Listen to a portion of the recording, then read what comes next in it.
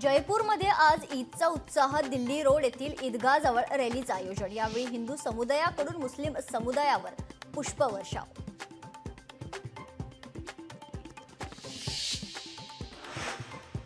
एकविरा देवीच्या उत्सवानिमित्त स्पर्धाचं आयोजन. अलिबागच्या कुंडलिका खाडीत भरली होड्यांची जत्रा. हजारोंनी अनुभवला शिड्याच्या होड्यांच्या स्पर्धेचा थरार.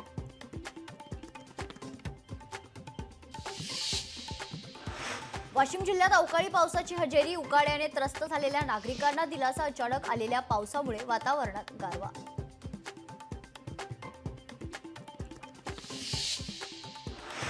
तमाशा पंढरीत सुमारे 3 कोटी रुपयांचे करार. तमाशा व्यावसायिकांमध्ये उत्साहाचं वातावरण. नामांकित तमाशा फडांच्या तारका आधीच बुक.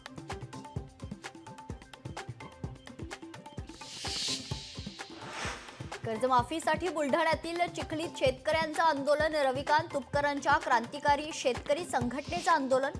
कर्ज भरणार नसल्याचा शेतकऱ्यांचा इशारा.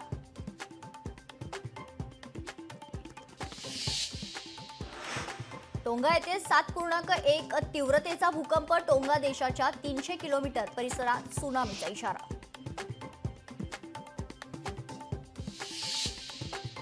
तीन वर्षात हजारांहून अधिक बांगलादेशींना अटक. घुसखोरांना मदत करणाऱ्या नागरिकांवरही कारवाई. बांगलादेशी घुसखोरांची वाढती संख्या ठरते चिंतेचा विषय.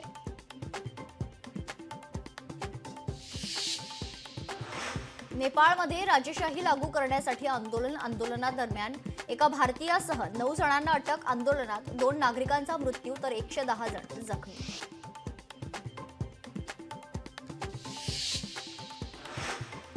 छत्रपती संभाजीनगरमध्ये महिलेने उपजिल्हाधिकारी पतीला ठार मारण्याचा रचला कट. पत्नीनं मित्रांसह हा कट रचल्याचं समोर. या प्रकरणी पत्नी आणि मित्रांसह 6 जणांविरुद्ध गुन्हा दाखल. नागपूरजवळ शिवशाही बसचा अपघात. कंटेनरच्या धडकेत बसचा अपघात. अपघातात 4 ते 5 प्रवासी जखमी.